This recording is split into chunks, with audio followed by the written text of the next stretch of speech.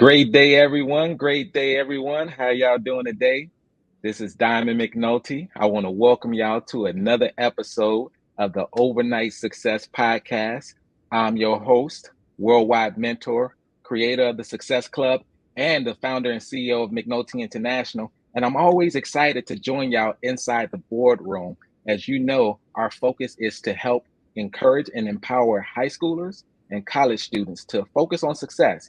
And hopefully, in the process, we inspire some adults as well. So, today we have an amazing guest. Amazing guest. When I say successful, I'm talking about served 14 years in the military, fitness instructor, strong, strong, powerful woman. And right now, currently, she's retired, but she's also in school focused to get her master's degree. And she's already had her bachelor's degree as well. But she's also traveled the world. So from Germany to Korea to Italy to Kuwait, Cuba. It's so much that I can say about her, but I'll bring her in right now. I want y'all to welcome Mercedes McNulty. Come on in. How you doing today? Hey, how are you? I'm outstanding, as you can see. I'm outstanding and getting better. Thank you for joining me today. Thank you for having me. Man, so today we got a great discussion, right? So as we know, our goal is to focus and empower high schoolers and college students to success, but you yourself are still young, successful, and you're going after it again. So that continuous improvement mindset, I'm extremely proud of you. Before we get started, is there anything that you want to share with our audience? I just want to thank you again for having me. And I'm just so proud of every single person that take the time out to listen. It's always the first step to go out there and find the research or find the mentors to help you out. So just kudos to you just for listening, even if this is the first step. That is awesome. So, and let's take it back.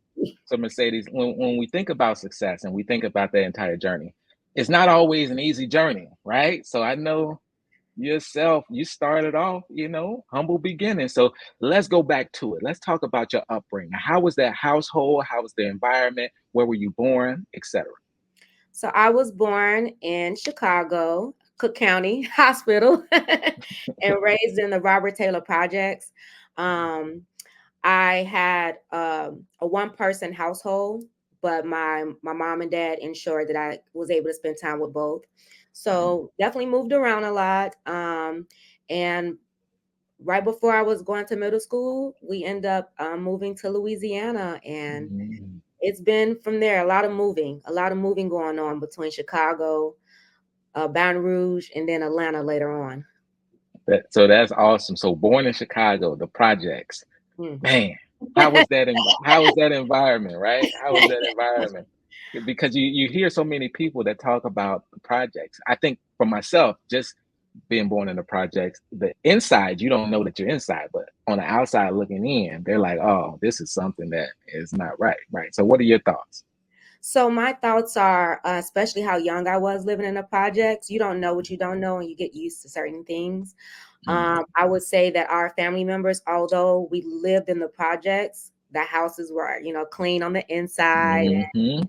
So you didn't know until, again, once you step outside of that environment, like, wait a minute, the Yeah. elevator should not smell like this, or I shouldn't see these types of critters. Like, so Hmm.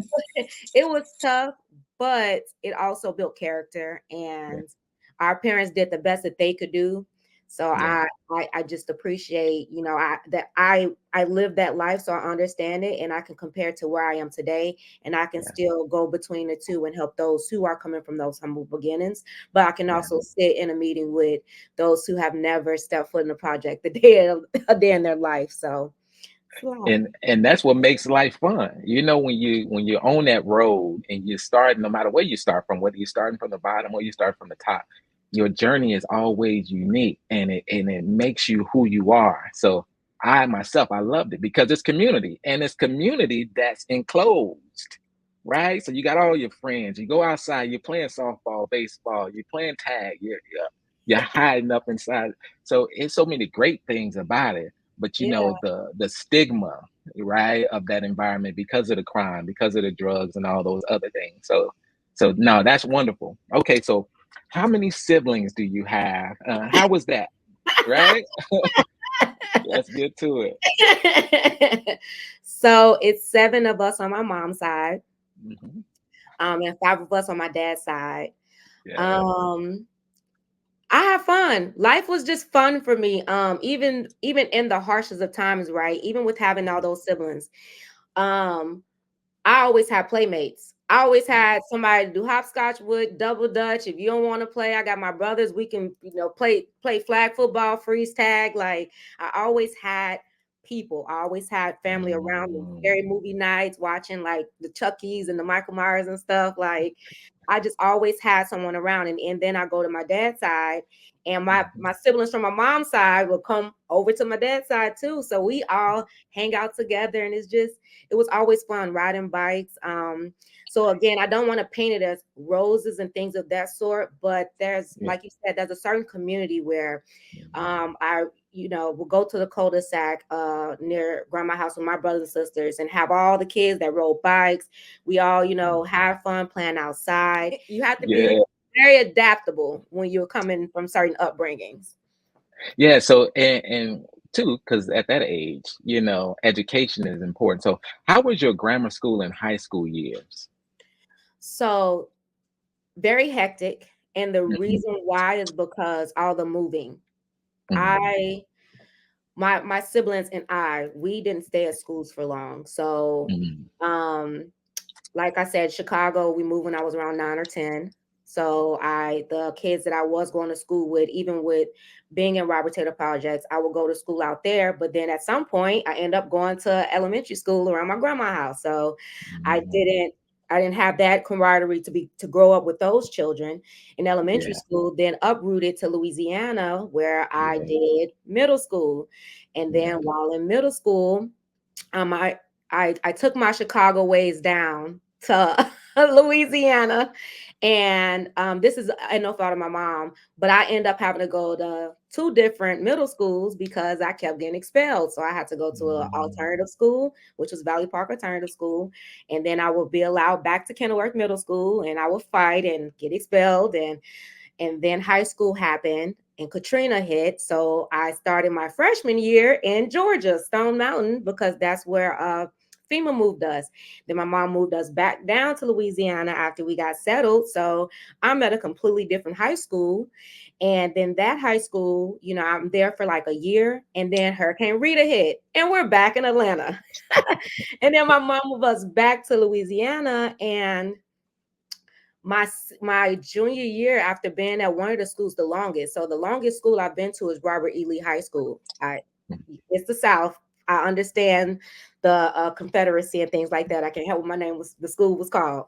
But I went to Robert E. Lee High School, and they shut that school down my junior year going into my senior year. So my entire senior class, we were dispersed amongst all the schools, and it was so it was not well done. So my senior Mhm. year, I went to 4 different schools. I did Estruma, I did Capital, I did Northeast, and I did a little bit of homeschooling, but I ended up graduating from Capital. So Mhm. moving tumultuous educational upbringing for me. Wow. Wow. Now that's a lot, right? So when you say Baton Rouge, Georgia, back to Louisiana, and back, and then not only that, once you got back to Louisiana, school, it was like School shut in and down. out. That is something because you know, the average child goes to one school, right? And they stay there their entire journey. So you had to navigate that. And so how did you make it through that to actually achieve your goals within that high school at that time? Your high school goals. So a big part of that, I do again want to give credence to my mom. With all that moving around, she never lost our grades. She never lost our school paperwork. So I never had to reset anything. It was always, That's and awesome. I love school, right? So I never fell behind, and my grades were always seen at whatever school I went to. So even with all that moving around, I was still in the advanced placement classes in high school, even though I moved around a lot. So one, my mom, and then two, just having it instilled in me very young that how important school is. Grandma did not play with regarding Oh, your schooling. nice. And I have pictures of me where for Christmas I got books. Where's Waldo? Goosebump books. Like I received books. Yeah, yeah, So yeah. that was a big part of it. No, education was definitely it's important, and I'm glad, like you said, that is amazing to be going back and forth, and then for mom to keep up with all of that With throughout the all of us. process. Because right, so talk about project management when it comes to Yeah. family. Got to get that project manager. I need to give her a certificate or something. and Nah, I she did an outstanding job. And what made it easier, like I said, is I had so many brothers and sisters. So I might have been new to a school, but my little sister is 2 years younger than me. And my oldest brother on my mom's side, 2.5 years older than me. So it's always overlap where I was in school with one of them. So I was never, ever alone, ever. Wow. Okay, so there we are. You're in high school and you're getting so what um what were your favorite classes in high school? And what were your favorite classes in high school? So my favorite classes were my number one, JROTC, all the way through and through. But my second favorite was science. I loved anything science. Okay. Now what brought you to JROTC? God. I'm gonna tell you why.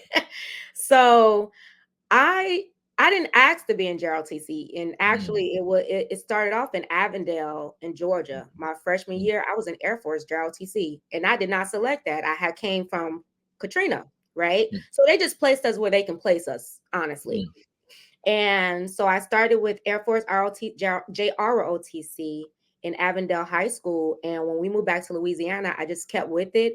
But what mm, made me love it is there's a certain discipline that comes with that. And if you just listen to, because for those who do not know, JROTC instructors are former military mm, and they're senior ranking former military.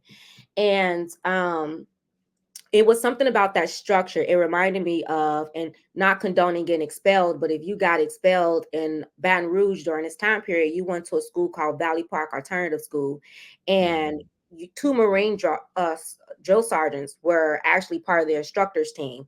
So I had Drill Sergeant Smith and Drill Sergeant Void when I was in middle school at Valley Park Alternative School. That JROTC reminded me of that, but it was fun and it was positive. It wasn't like the drill sergeants are on you because you did something bad. It was you were getting rewarded for things, like even if it was like ribbons. That was the first time, like, I don't know how to explain it. When you work so hard, you get a ribbon on your chest or a yeah, lapel pin or something, and it makes you want to just keep doing it and yeah. strive harder and just and at some point I ended up just super stacked, super racked, and it was just like I love this. Right, because you were getting it. See, it matters, right? So being celebrated matters, but you found your it, and that's the kicker, right? So moving around, so it was honestly, like you said, God, the grace of God that you weren't back and forth from Atlanta to Louisiana because you were placed in an environment that you realize, I like this, I love this, I'm interested in this, and I want to move forward with this. Okay, so here you are back in Louisiana and you're in JROTC. Let's talk a little bit about how you were able to navigate that pathway from JROTC into your ultimate career path. So I excelled in JROTC, I think, for a few reasons. One, they say, there are natural born leaders, and I do believe that, but I feel like your environment will make you a leader too. And being the oldest girl in the household, the second to oldest in the household, a lot of times I was, unbeknownst to me, leading the household. My mom was at work making sure they got their school clothes ready, like, hey, y'all better clean up because I know I have to get in trouble type of situation. Yeah. And so when I went over to JRTC, it was something about the leadership roles that had been instilled through me just by Mhm. my upbringing, my environment. I was forced into leadership roles. So I excelled with regards to leadership. But then also, when you find something that is meant for you and something you're good at, you're going to be extremely good at it. And Mhm. you're going to, and even if you're not good at it, you're going to become better because you're going to be so passionate about it. So to segue with that, just like the drill team, for those who know drill meets, that's, where all the cadets get together and they show off their how to spin the rifles, flip them, command the cadets to go which way. And I became so good at I could flip the rifle, throw it around. I was good with color guard. I kept getting put into the leadership positions, and that made my JROTC teachers notice me. And they noticed me so much that when the school got shut down our senior year, I was supposed to become the commander of that JROTC, but we all got dispersed.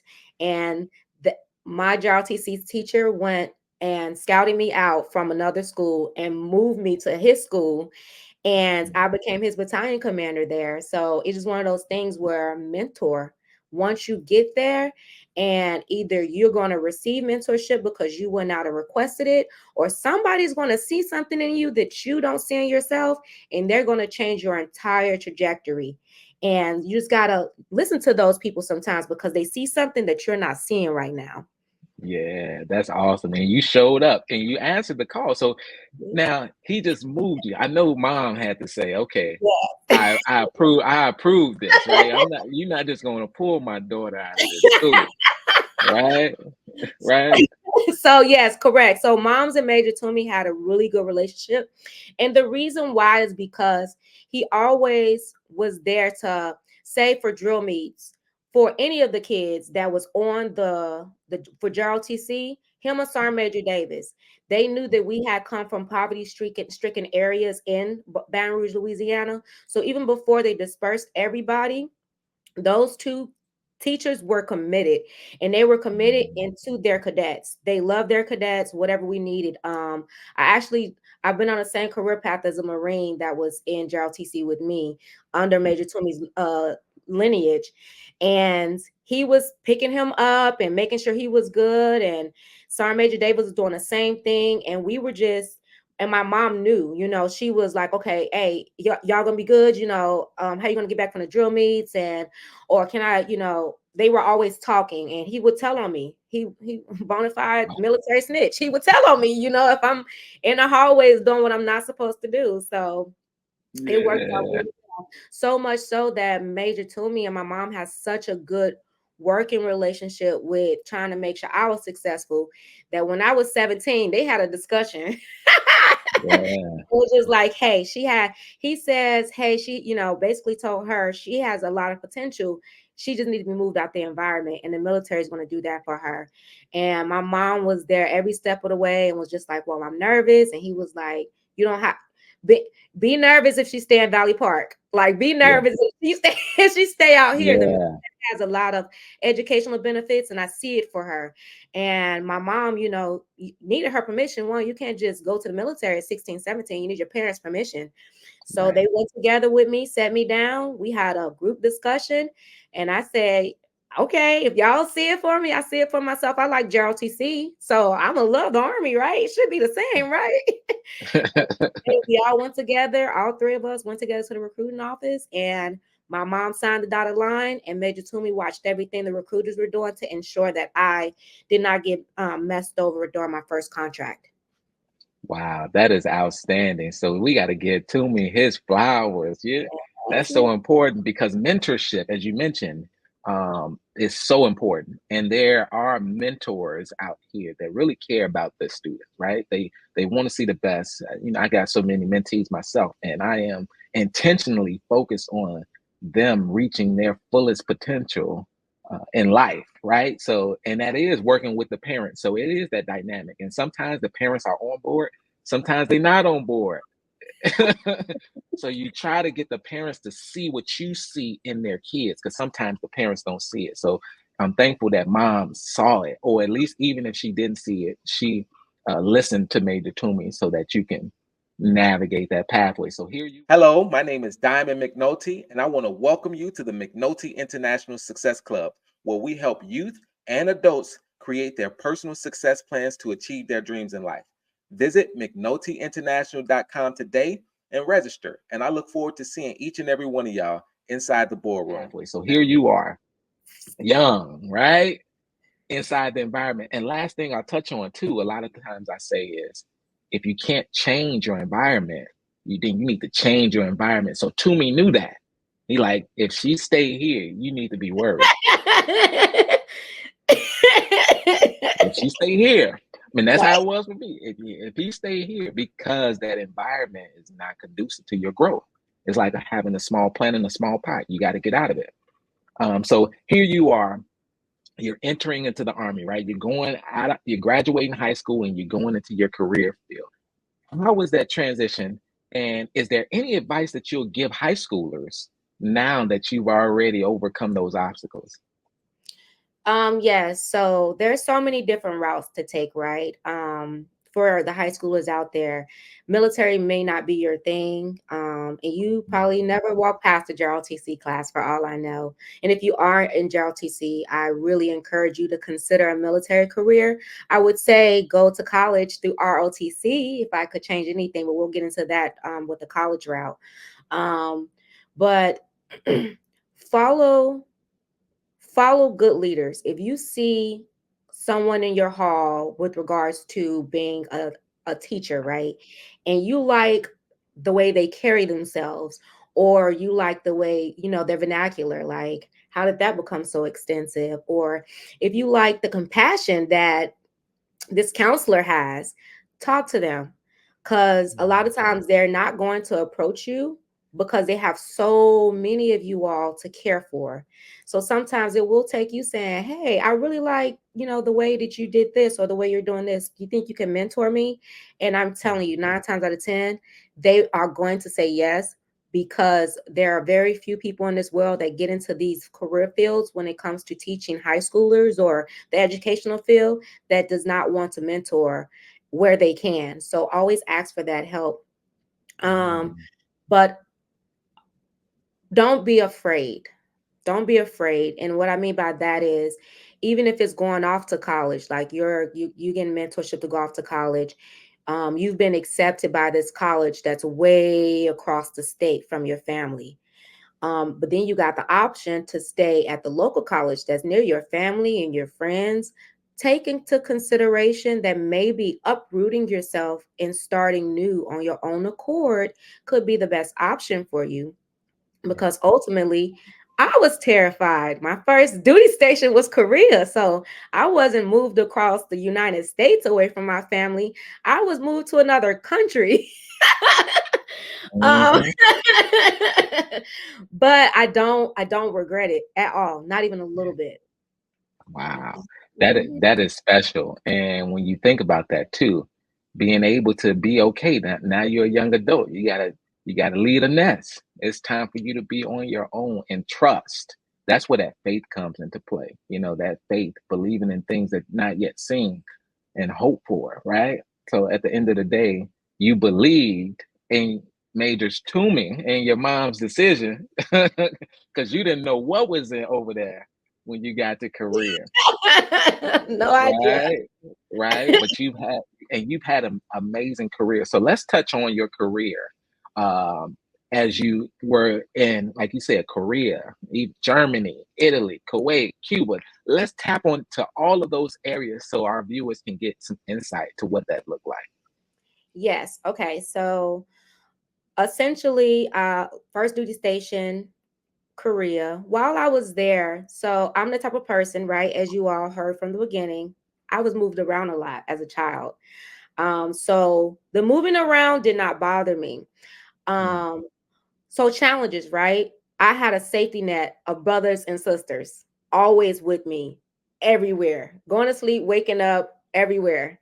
And once I moved overseas, they're not there. And right. especially coming from where you're coming from, sometimes your family won't be able to fly out to see you. That cousin that you're so used to seeing all the time, and y'all grew up together, and now was accepted into this college across the United States, they might not have the money to fly out to see you. So you do feel alone.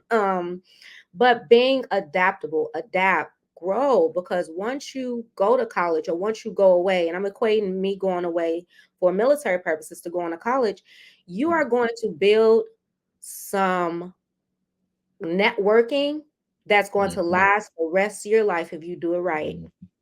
And Mhm. when you network with the right people, you won't realize that y'all freshman year. But once y'all graduate with that bachelor's and you see people going into their master's program and y'all stay in contact with each other and they're in their doctoral program and you look up and now you have lawyers as friends, you have doctors as friends, you have mechanics, CEOs of corporations, like billionaire entrepreneurs as friends and as associates, as affiliates. Why? Because you uprooted yourself and you went across and took a leap of faith and you built those networks that really mattered. Yes, high school networks matter and they are important because you want to socialize in all aspects of what you do. However, I'm telling you all from experience, I have more collegiate networking than I do high school networking. And that's because I was Mhm. uprooted from that environment. Right. You have people from all walks of life, from all around the world. Yes. You know, I can only imagine. But and then what I love about, like you said, the military is it brought y'all all together and y'all all had a common vision, right? A common goal. And y'all work together to achieve those things, right? And that's what make it not so scary, right? You have to be able to be a teammate. You have to be able to look at what's going to work out for the team, not just for myself, right? And the reason why is because once you get into even being an entrepreneur, you can't focus on the tunnel vision of me, where I want to go, what I want to do, what me. You can't do that. You have to focus on the entire team, right? And so, yes, Mhm. the military did teach that. It taught us in basic training when you go to boot camp, you will learn very soon that to the right and to the left for you are your battle buddies. These are your brothers and sisters. You all are going to get stationed all these locations, and y'all need to figure it out with these tools we provided. Um, so with that, I was given the opportunity. Once I was in Korea, I loved it. I adapt. I overcame. I networked. I have Katusas, for those who don't know, they're Korean augmentees to the United States Army over there, and they are military Koreans that work on the base, live on the base with the soldiers. I have former Katusa friends I can call on right now if I'm going to Korea, that's going to make sure I have somewhere to stay and I have a tour guide to see what's new. And once I built the networking with the Korean soldiers and then the U.S. soldiers from around the entire United States, they said, "Do you would you like to stay overseas or do you want to go home?" Because Korea is a hardship tour, actually, Wow. and you get a follow on of your choice. So I could have said, you know Mhm. what, send me to Fort Polk, Louisiana. I'm ready to go home. I said, no, I'll Mhm. stay overseas, and you're blindly following because you're junior ranking. So you're gonna go wherever they send you. Vicenza, Italy was my next duty station. And you know what I Wow. did there? Network. Italians. I was law enforcement. So the Carabinieri, that's the Italian police. Network with them. Got to see all around Italy and just travel to different places. And still, again, I network with the local national criminal investigator. So in Italy, I'm good. If I want to go there, go back there. I lived there for 2 years, so I don't think I'll go back there anytime soon. But after that, hey, do you wanna stay overseas or do you wanna go back home? Nah, I'm enjoying it so far. Let's see what happens next. Korea, I got Korea again. So after Yeah. Korea, and I came back, and what did I do? The people I was networking with, hey, I'm coming back to Korea. Oh, like they're excited.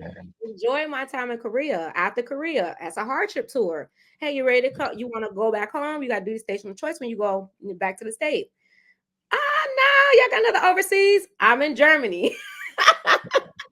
So that's been my career. I've been to Iraq, Syria, Kuwait, Cuba. Stateside duty stations include Fort Bragg, North Carolina, Fort Polk, Louisiana, Fort Stewart, Georgia, Hunter Army Airfield, Georgia. I enjoyed it. And what the biggest part is, every step of the way, I had mentors and I've had Mhm. mentees. Yeah. So you give back once you get to a position where you can articulate yourself and help out. And so the whole time I had mentors. You don't stop having mentors because you in high school and you're not in middle school, elementary school no more. You grown, you got this. No, Yeah. A mentor is your entire life. If you're not continuously learning, you're sitting stagnant, and that's when you start to fail. You know, that's so special. And you got a chance to see the world and that continuous improvement mindset. But you keep touching on that networking. I think our viewers definitely need to understand the importance of building your circle, building your network of individuals that no matter where you want to go in life, you can pick up the phone and call, but it also starts with you being a great individual too, because building those relationships, people will want to stay connected to you or not stay connected to you, depending on how you continue to carry yourself. So you want to carry yourself with the highest regards as well. But that's amazing because you got a chance to see the world. Correct. And I feel like when you go to college, right? Because we're going to equate me going off to see the world with the military to going off to college.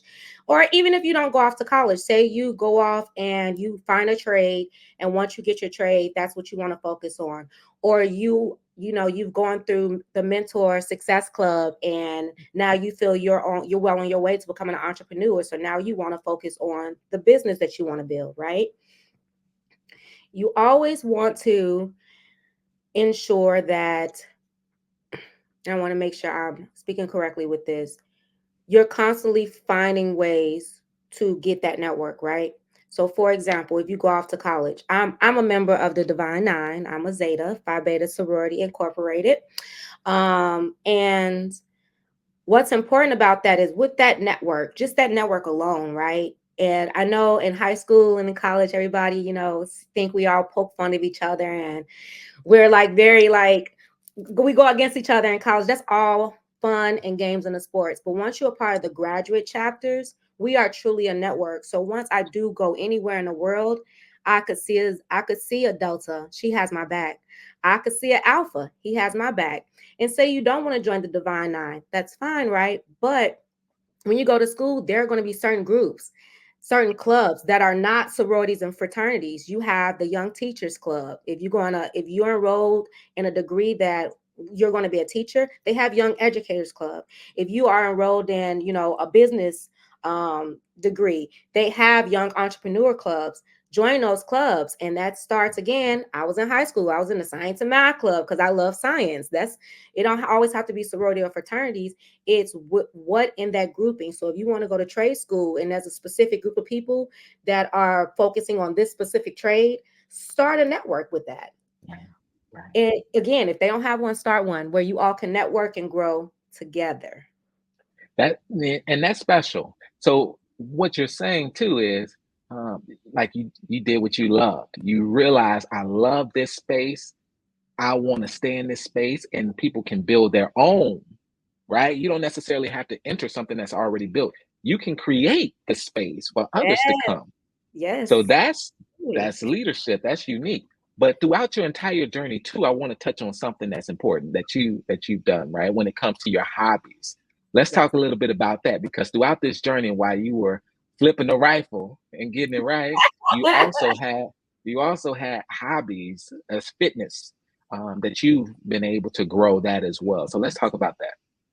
Yes. So when I first joined the military, so I had a diet of hot Cheetos and cheese and all the bad things you could imagine, some pickles, everything. I love my hood snacks, for lack of better terms.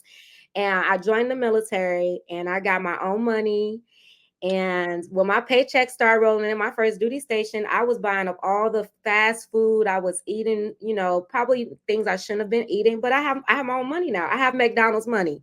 Yes, they have McDonald's in Korea. I have my own McDonald's money now. So I ended up failing my first physical fitness test once I got to my new duty station because I no longer had drill sergeants yelling at me, telling me what to do. So as an adult, I was on my own. So this goes into when you go out on your own after high school, monitor your intake with everything: food, alcohol, friendships, games. Monitor your intake of everything. But I digress. And hookah for the kids that are doing that nowadays. So once there, I failed. I failed my first PT test. And once you fail the second one, you're kicked out. And I couldn't I couldn't in my heart go back to Louisiana because I was kicked out the military because I couldn't control my nutritional intake and my exercising output. So what do? You if you love something, if you find something you love it, you're going to want to do it a million and five times over and you're going to enjoy it. I did not like PT, physical training for those who don't know. But I do like dancing. I do like music. So I went and I was trying every class at the gym and I ended up finding Zumba. It was hot back then. Zumba. Once I found something I love, I danced the weight away, became a Zumba instructor because, again, I network with the instructors, not just the Mhm. students, right? Because you want to always level up.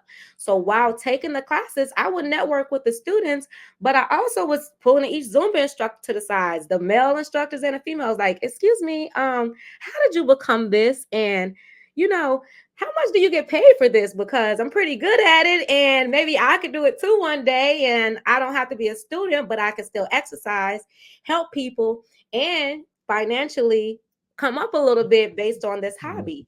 And once they told me that, I became a Zumba instructor. Next step, okay, Zumba instructor.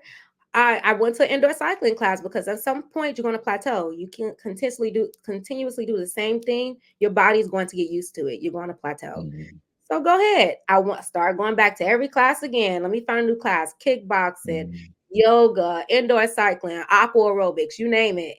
And if I end up liking it, I was networking with those instructors. Like, wait a minute, I like this indoor cycling thing. Like, how do you teach me this? Became a certified indoor cycling instructor. Oh, aqua aerobics, my joints starting to hurt after 10 years of teaching fitness. What does this do? Oh, aqua aerobics is easy on the joints. Okay, I'll become an aqua fitness instructor. So it was just constantly. And next thing I knew, I was offered an opportunity to do bodybuilding because I'm constantly working out. I'm an indoor cycling instructor. I'm a core assault instructor. I'm a Zumba instructor. I'm all these different instructors while simultaneously being in the military doing the physical training for the military. And I'm benefiting everyone around me, right? Because a lot of it was volunteer. I did not get paid most of the time. You know what my payment was? The military presented me with military outstanding service volunteer service medals. So that was Mhm. my thank you. But all the faces that I stood in front of for the 10 years I taught fitness, I have people from my fitness classes from years ago showing up to my retirement ceremony. And um it opens you up to other things because now I'm sitting in my indoor cycling class and I have a bodybuilder like, hey, you want to get into bodybuilding? What? No, I never thought of that. You could win. I'm telling you, you can win if you like you just get to it and study it hard. I said, okay, I'll try. First competition, I won third place bikini and female champion for figure. Second competition, I won female overall. Like it's just Wow. getting into things that you love. Wow. Wow. And you looked great while you were doing it too. So and that's the thing too. You figured out, you showed up, you asked questions, and you took advantage of every opportunity that came to you, right? Because when you're starting off from the beginning, no matter where you're starting, but if you're starting off in certain environments, you got to take advantage of every opportunity. You got to show up to those opportunities and you got to give your all. I'm pretty sure every class that you gave it your all. Every single class. And what's also important is, and what I want you young leaders out there to do, always look back and reach back, right? Mhm. Because once I became certified in everything I was doing and I was confident enough to teach others, I reached back. So, Mhm. soldiers that were failing their PT tests, soldiers that, or dependent spouses, whomever, for free, I got you a meal plan. I'm going to help you work out. I'm going to help you get that weight off Yeah. because this is your career. Your career is very important. And if you don't get into shape, you're going to lose it. So, I'm here to reach back to show you different ways that you can accomplish your goals. So if you're in high school and your hands are idle, go reach back to your middle school or elementary school and ask to volunteer. Big brothers, big sisters clubs. Like go reach back and help those. It you can start mentorship early. As long as you have the skill set and the competence to Yeah. reach back and help. So if you have nothing to do and your hands are idle, go back and ask, hey, can we just come around and help clean up the trash around the school or something like that. I'll start a monthly trash pickup for the school just to help out the middle schoolers and elementary schoolers. Give you something to Wow. do. Reach back. And that's so important. Community, showing up, caring. You got a heart to care. And I know you've done so many things free for so many people, because you wanted to see them in shape, Yes. right? You Yes. wanted, and you were passionate about it. So you've identified your gifts and your skills and developed your skills. You realized what you were passionate about and you stuck with it, and you started early. I want to touch on that too, because like you said, you started when you were 17. Yes. Like, you made that decision to leave when you were so young, which also allowed you to create young success. That's Yes. the difference too. So now here you are, still young, and you were able to go 14 years, travel the world, have so many experiences, build so many networks, and you're still young, Yes. right? Because you started early. So how important was that to you with starting early? So that's extremely important. So once again, as he stated, 17, I was already signed up to go to the military. Mhm. And 14, I'm already in JRTC. So it's one of those things where you don't realize it, how important it is to start young. At 18, I'm in Korea. By 20, I'm done with Korea. I came back home, gave hugs, kisses to everybody, went back to Italy. Before I made 25, I had lived in 4 different countries. And I that's all because I started in high school. And even if and go for it. If you're passionate about something, go for it. And what I mean by that is, say college is tough for you right now. You don't want to take out student loans and you've applied, but so far right now at this point, you're not getting any full ride scholarships. Yeah. Try something new. Try something else. You don't have to go to a full ride 4-year university, right? Because there might be something else for you that is waiting for you if you follow your passion and stick to it. And Mhm. if all else fail, go back. I have multiple degrees, and Mhm. guess what? I am getting my second degree right now. I'm retired, and as Mr. McNulty stated earlier, I'm in school. I'm at a 4-year university, Georgia Southern University, and guess what? I'm by 19, 20, 21 year olds that are getting their first degree. And here I am right there with them, excited to get this be my fourth degree, right there with them, just excited to learn and be a part of that process. So say this is my first bachelor's degree, that's okay. I'm back in Mhm. there, and but I went for something when I was younger. I went for the military. Yeah.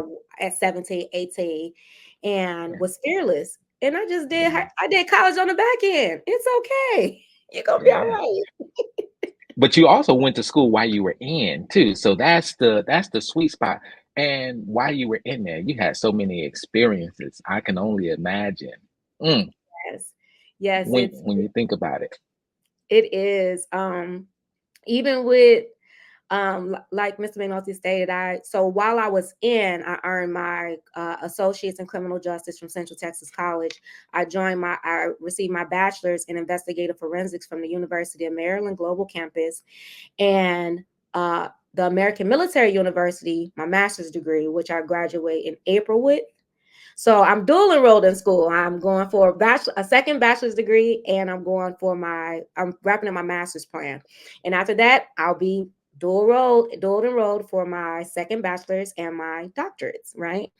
But it's something unique about that networking, right? So when I'm in the military and I'm going to doing classes and studying, I had the Korean students that were also in the universities. We were all studying together with the military students, the Army, the U.S. students. We were all studying together. In Italy, I had study groups with the Italians and with the U.S. service members that were all stationed together. And we're doing like study halls for military education, because you have to get your military education too. So we'll do our military education test board study, and then we'll all hop on the computer and do our civilian studies. So networking, asking for help, Yeah. you'll get it. And you're so highly decorated, and I don't think our viewers really understand how many awards and certificates. I'll make sure I post a picture of, literally, you got this thing with like 150 little medals. And I was like, wow, I can only be proud, right, to see your journey, to know where you started from, to knowing where you at, and also to know where you're going in life. So is there any advice that you'll give, like you said, a college student that may be in college and trying to figure it out? Okay. For college students, focus on school, but be realistic, right? If you are a partier, right, we're not going to take the college party life away from you. Don't sign up next semester for that 9 in the morning lecture that you're going to miss 50% of the time. That's why colleges allow you to be an adult, right? And take those afternoon classes. There is night classes at some universities. Be realistic with yourself. If you know I'm a partier on the weekend, your morning class should be Wednesday mornings if you have to take a morning class. If you know that, I'm a late owl. If they offer you a class at night, why not just go to the class at night? So be realistic with yourself. Next, network. I know we keep expounding upon that, but that's important. Network with people around you. Won't beat a dead horse with that, but network. Next, this is the time. High school is done. You cannot be on social media doing certain things and think that potential hirers or potential opportunities won't walk right past you because you were down doing, nefarious actions on your Instagram or on your TikTok. You have to be very careful with that, because the first thing not only do future employers look for is your social media, and law enforcement too. Even if it's campus law enforcement, they'll just hop on social media to see if there's any nefarious acts, and at any point you can get expelled from school. um Mhm. and then also focus on building those networks, but also take advantage of what college offers you, right? It offers you the opportunity to be a young professional. So try to lean into being independent in a sense. Like always, go back, ask mom, dad, brother, sister for help and things of that sort. But do your very best to always analyze yourself and say, hey, do I need to reach back out and ask this person for money because I spent the last little bit of my stipend on drinks at the club this past weekend?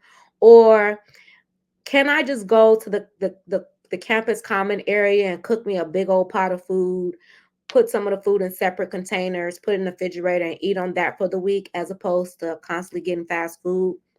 For the university students who get vouchers, meal vouchers, use your vouchers. You don't always have to go to Chick-fil-A with the group, or the group's going here. If you have a voucher, use your voucher. Don't let those things expire.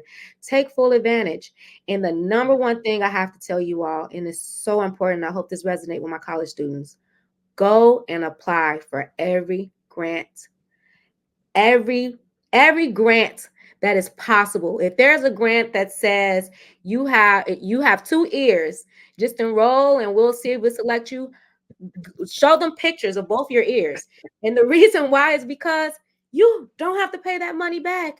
And a lot of times it's paid directly to you and not to the school. And even if it is paid to the school, and say you're on financial aid, your kickback from financial aid will, a lot of it will go back towards you, because your grant covers some of your schooling. Apply for every single grant. I was in the military, and we get free education. I applied for every grant that was available to military. I don't care if we have free education. I want the grants, whether it was, you're African American, or you're a service member overseas, or you're this, apply for your grants. It's so important. You will be surprised how much money you can possibly get just by taking 1 hour every weekend. Take 1 hour Saturdays.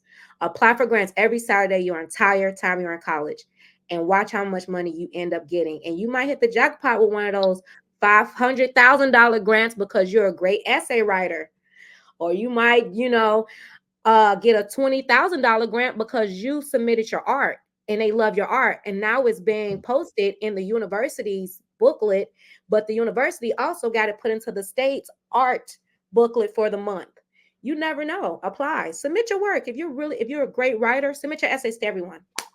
If you're good with fashion designing, put all your outfits together. Dress up really nice for school because you're really good at fashion designing and that's what your passion. Dress up nice for school. And when you dress up nice for school, take pictures of what you're wearing and who you're wearing and how much they cost. And just start posting that. And you'll be surprised where it's like, okay, people pay you hundreds of thousands of dollars to dress them. Just dress me. That's the truth. The truth is, once you understand your gifts, once you know what you're passionate about and you're realizing your purpose, now you can navigate it. We call that the sweet spot, for those college students, building that portfolio, as you're mentioning, it's so important because you need to keep a track record of everything that you're doing. Yes. Even in the success club that we talk about, we create your personal success plan. Like when you go to start a business, you need a business plan, but our focus is to help you create your personal success plan so you can identify these areas and create that roadmap, so that you can actually go in the direction you need to go sooner than later. That's the goal.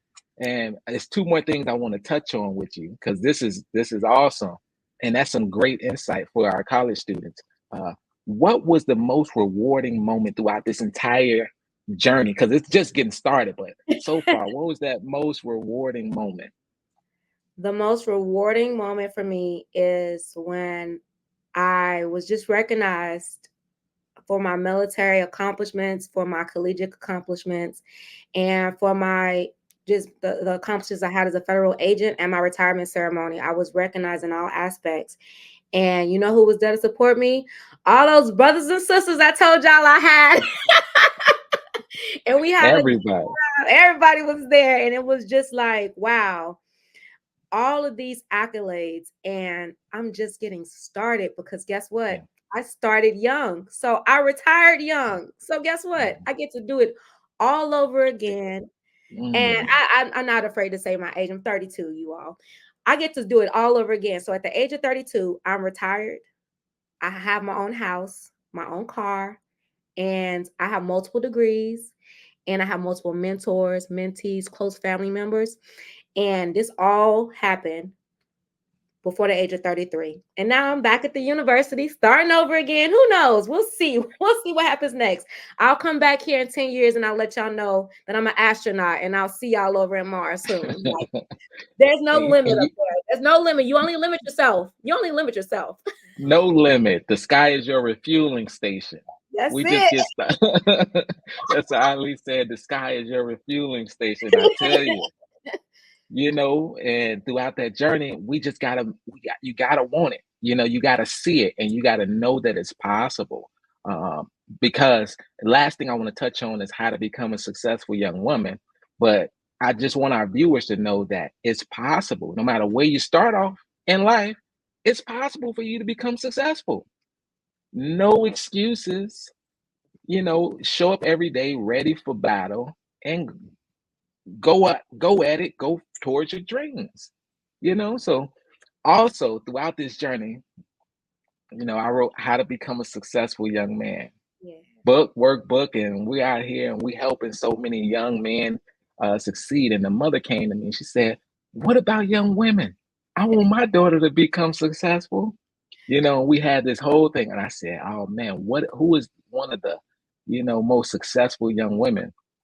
You're looking at her, Yeah. Mercedes McNulty. So she jumped in. She said, I got it, D. And every area in here, I'll let you touch on it. Let's talk a little bit about how to become a successful young woman and how that came about. So again, it came about because you reached out to me and I was honored. And when I aided in writing this book, I was mid-20s, I believe. Not even, it Mm-hmm. was, yeah, mid-20s. Oh my Yeah. gosh. Like 24. So with this book, right, and women out there, it's tough for us, right? It's tough for anybody, but it's tough for women because you have to walk that fine line. And what I mean by that is you want to be confident, you want to be sure of yourself, and you want to be able to articulate yourself without certain attitudes, emotions, and certain things that we just naturally do. Because the second you do things like that, it comes off as no one's listening anymore. So one of the biggest things for women, young women, is practice on articulating yourself in a way that you're being clear, concise, and there's a hint of compassion, concern. However, you're not leading with emotion, which I know is really hard for us. So practice it in high school, practice it in college, where when you're having a discussion and maybe it's a debate about something, calmly articulate yourself. So one of the things is we get emotional a lot because we're passionate about things, but when you're in a career field, sometimes that's frowned upon, and it's frowned upon because it's expected, and it take away from what you actually know. It takes away from all of your accolades because now you're just this emotional person in the boardroom or in the meeting. Two, Mm-hmm. you can do anything, you really can. You just have to put in the work for it, right? So what I loved about the military is there were, especially now, there's no male and female. You're going to pass this physical fitness test the same way this person has to. The only differentiation is age. That's it. And with that being said, I was expected to carry that ruck. That took those 12 miles, 5'1", just as the 6'2" person, and I better do it in the allotted time or it's a failure, right? So just understand when it comes to knowing that you can do whatever you put your mind to, you have to be able to equally set forth what is needed to get it accomplished. Don't Yeah. expect anyone to help you because you're this a beautiful woman. And if they do want to help you, respectfully, I appreciate the help and aid them in a way where they can help, accomplish it without giving you like I'm leaning on this. Um, Yeah. and also understand to have discernment. Always follow your discernment because a lot of times with success in women, there's always an ulterior motive when you get older in college and high school and stuff, and you start to learn certain things of the world.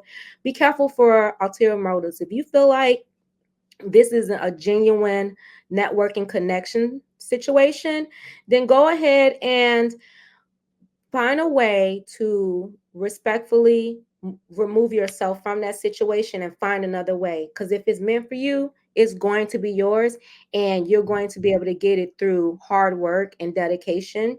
And your stomach's going to tell you, the pit of your stomach is going to tell you when something is no longer a lucrative business deal and it's more so a male and female anatomy Mm-hmm. situation going on. So again, just focus, know that you can do it, but understand that it's going to take equal or sometimes higher amounts of effort to get it done if you want to get it done the right way. Because once you get it done the right way, it's yours and no one can take it from you because you earned it through your own accord. So, yeah. That is awesome. And when you think about too, when we talk about the book and it's geared towards mostly high school students, right? At least sixth graders through high schoolers. And we focus on the types of friendships. A lot of the things that we touched on in this discussion, respect, right? Ensuring that you're creating that trajectory, even, practicing reading and applying yourself. There's so many key things, but you need a success plan. And we wanted to lay out the foundation for you to see our pathways, right? So how to become a successful young man is my pathway for you to have a case study and see what I did, how I navigated it with Q&A. In the same way, successful young woman is her pathway for you to see how it was done with Q&A for you to map out and see as a case study. You see our journeys, then you begin to map out your own journey. But we want you to be successful. That's the kicker. The kicker is for you to succeed sooner than later. for you to not to go through life loss, and for you to be able to make a difference in this world. So, Mercedes, is there anything you want to leave our audience with today? You did an amazing job. No, thank you. Thank you so much for having me. And I just want to leave you all with this. Reach out. You've seen our success plans. If your success plan is not military, reach out to me. I promise you, no matter what field you're trying to achieve or go into, I know somebody that's successful in it because of my many years of networking with collegiate students, with overseas personnel, and with military personnel. So reach out to us. Even if our story and our trajectory isn't yours and not what you want, we know people that can help mentor you if you're truly serious about what you want to do. And thank y'all And for having that's me. no, thank you. Thank you. And we'll close out with, anything is possible when you believe in yourself, create a plan, take action, and never give up. I want everyone to know that it's possible. And thank you for joining us inside of the boardroom. Once again, this is Diamond McNulty, Mercedes McNulty. Thank y'all for having us on the Overnight Success Podcast. If y'all need us, we're here. See y'all next time inside the boardroom. Signing out. Y'all take care. Bye.